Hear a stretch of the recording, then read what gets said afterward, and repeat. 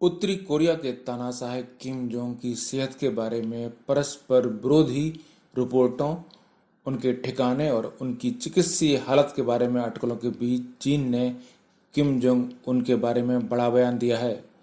चीन के विदेश मंत्रालय ने सोमवार को कहा कि उसे उत्तर कोरिया के नेता किम जोंग उन के बारे में कोई जानकारी नहीं है। चीनी विदेश मंत्रालय के प्रवक्ता गेंग शुआंग ने एक दैनिक ब्रीफिंग के दौरान एक चीनी प्रतिनिधिमंडल के उत्तरी कोरिया जाने की रिपोर्ट के बारे में पूछे जाने पर यह टिप्पणी की। बता दें कि मीडिया रिपोर्ट के अनुसार चीनी चिकित्सा विशेषज्ञों को उत्तर कोरिया भेजा गया था।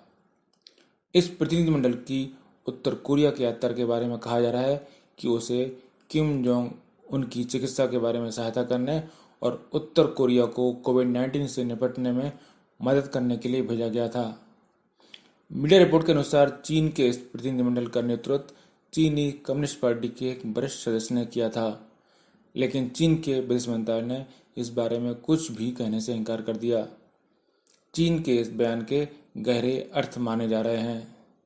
चीन का यह बयान ऐसे समय में आया है जबकि दक्षिण कोरिया की ओर से बयान आ रहे हैं कि कोरियाई तानाशाह स्वस्थ है और कोरिया में फिलहाल किसी भी असामान्य गतिविधि को दर्ज नहीं किया गया है।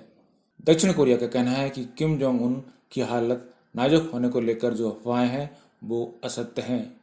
खासकर सियोल और वाशिंगटन में इस बात को लेकर चिंता है कि उत्तर कोरिया और उसके परमाणु कार्यक्रम का क्या होगा अगर वास्तव में किम के साथ कुछ हुआ है। इसलिए दक्षिण कोरिया के इस कथन पर दुनिया गौर कर रही है। दरअसल दक्षिण कोरिया और अमेरिका के लिए किम की अनुपस्थिति का मतलब होगा कि उत्तर कोरिया के डी न्यूक्लियराइजेशन को हासिल करने के लिए पिछले 2 वर्षों में वे जिस आदमी से बात कर रहे थे उस आदमी का चले जाना। यह दीगर है कि हालांकि वार्ता पिछले कई महीनों से ठप पड़ी हुई थी। सोमवार को साउथ कोरिया के एकीकरण मंत्री किम योन चुल ने सियोल में एक अघोषित लेकिन विश्वसनीय मंच से कहा कि दक्षिण कोरिया के पास यह कहने के लिए पर्याप्त जानकारी है कि उत्तर कोरिया में कोई असामान्य घटनाक्रम नहीं है। उन्होंने कहा कि वे फिलहाल किसी मंच पर यह नहीं बताएंगे कि इस निष्कर्ष पर पहुंचने के लिए किस विशिष्ट खुफिया जानकारी का उपयोग किया गया, लेकिन उन्होंने जोर देकर कहा कि वे गहन विश्लेषण के बाद इस निष्कर्ष पर पहुंचे हैं। चुल की टिप्पणियां दक्षिण कोरिया के इस बारे में पहले दिए गए बयानों का ही दोहराव हैं।